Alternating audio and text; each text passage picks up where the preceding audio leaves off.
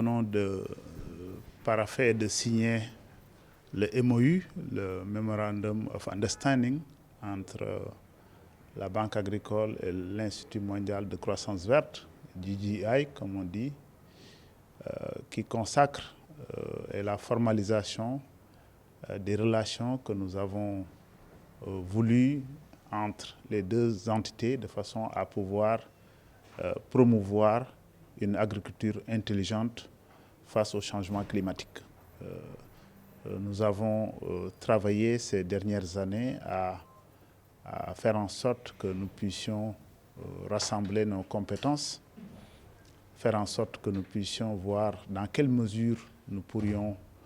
travailler pour apporter à nos agriculteurs, particulièrement ceux qui sont dans la vallée du fleuve Sénégal, les instruments, les moyens dont ils ont besoin à l'effet de mieux produire tout en respectant l'environnement de façon à pouvoir effectivement permettre justement à cette vallée du fleuve Sénégal d'atteindre les objectifs qui lui sont assignés en termes d'autosuffisance alimentaire, mais aussi de le faire dans une perspective durable. Et donc ce que nous venons de faire est important puisque je rappelle que le GGI a pu avoir, en tout cas grâce à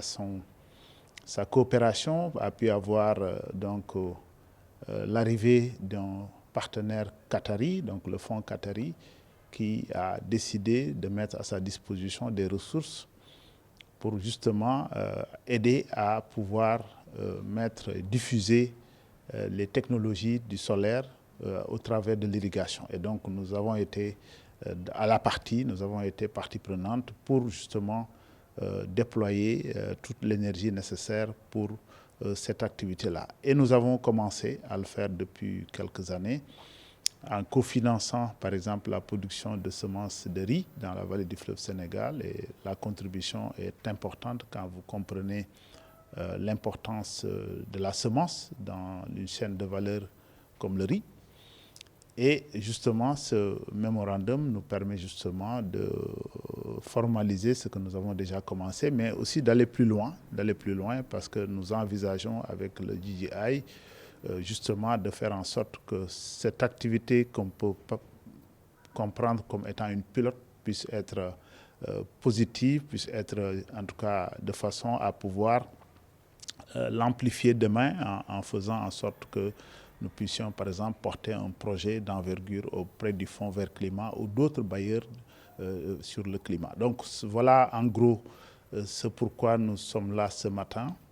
Mais au-delà, je pense que ce qu'il faut magnifier, c'est le bon esprit dans lequel nous collaborons avec le GGI depuis quelques années. Nous avons signé, je crois, le deuxième protocole quand on a commencé notre processus d'accréditation au Fonds vert climat et ils nous ont beaucoup appuyés. Et récemment, au mois de décembre, nous avons été nominés par le GGI lors de la nuit de la croissance verte. Vous l'avez aussi certainement vu, ou vous avez participé. Et nous venons ce matin de signer un MOU, suivra certainement un plan d'action, suivra certainement aussi d'autres activités qui vont certainement en tout cas être amplifiées. Et c'est de tout cela dont il faut se réjouir et travailler encore à renforcer encore davantage le partenariat que nous voulons, un partenariat gagnant-gagnant entre les deux institutions. Mais c'est un défi qu'il faut relever. Et effectivement, il y a, vous le savez, beaucoup d'enjeux aujourd'hui sur les questions liées à la souveraineté alimentaire, aussi à nos préoccupations que nous avons de nous assurer que nous aurons les moyens de nourrir nos populations. Vous avez suivi le sommet Dakar 2 récemment, qui a été un sommet de haute facture au cours duquel les chefs d'État africains ont pris l'engagement de nourrir l'Afrique, faire en sorte que l'Afrique puisse se nourrir et même nourrir le monde. Cela veut dire quoi dans un contexte de crise où l'accès aux intrants est difficile, où les ressources sont rares? Veut dire que la question de la mobilisation des ressources est au cœur de ce dispositif-là et de ces enjeux. Donc notre rôle, nous, en tant que banque agricole et avec nous, le GGI, partenaire stratégique, c'est justement de réunir nos moyens, de regarder nos carnets d'adresses et de voir là où nous pourrons aller chercher des ressources qui peuvent être des ressources pour financer des projets d'adaptation, des ressources pour financer des projets d'atténuation, mais des ressources dans tous les cas destinées à renforcer les moyens destinés à l'agriculture, mais sous un angle de respect du climat. Nous voulons effectivement avoir des modèles de production durables,